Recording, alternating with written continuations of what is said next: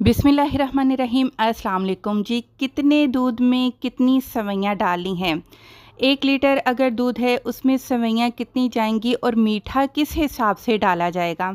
सारी detail recipe दूध की सेवइयाँ बनाने की आपके साथ शेयर करूंगी। लेकिन ये नॉर्मल रेसिपी नहीं है, ये बड़ी ही लाजवाब किस्म की रेसिपी है कि जो महंगे महंगे रेस्टोरेंट पर जाकर आप सेवइयों का मीठा एंजॉय करते हैं ना, इंशाल्लाह कम पैसे लगाकर वही मीठा अब आप घर पर बनाएंगे और आपके ससुराल वाले भी आपकी तारीफ़ किए बगैर नहीं रह पाएंगे।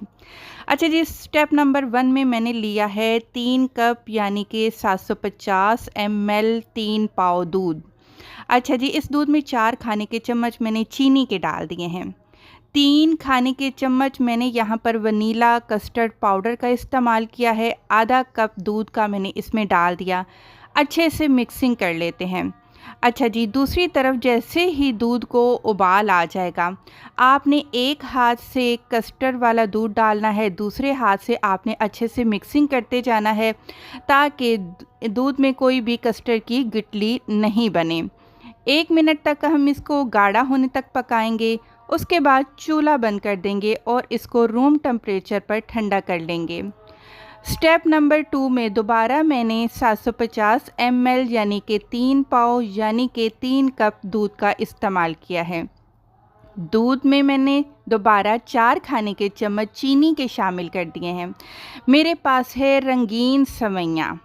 आपने क्या करना है, 100 ग्राम का रंगीन सेवइयों का पैकेट लेना है और आधा पैकेट 50 ग्राम सेवइयाँ आपने 3 पाव दूध में शामिल कर देनी है।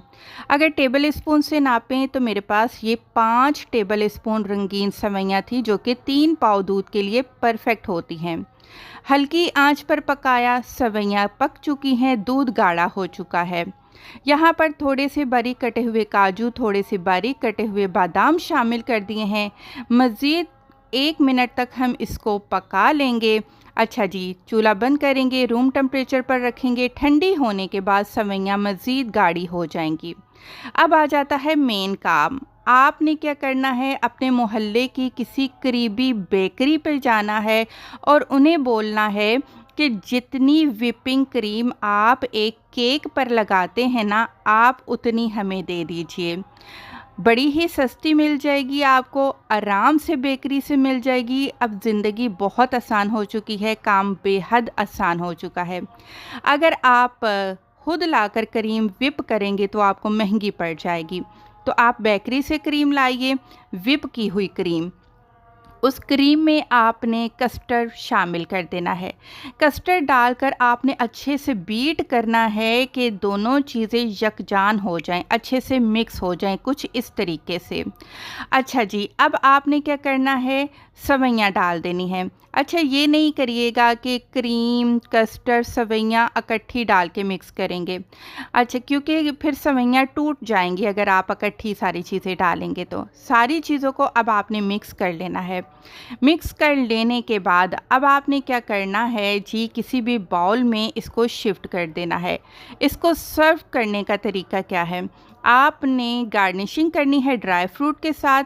आपने फ्रिज बर्फ़ वाले खाने में इसको रखना है कम से कम आधे घंटे के लिए, अच्छे से ठंडा हो फिर इसको सर्व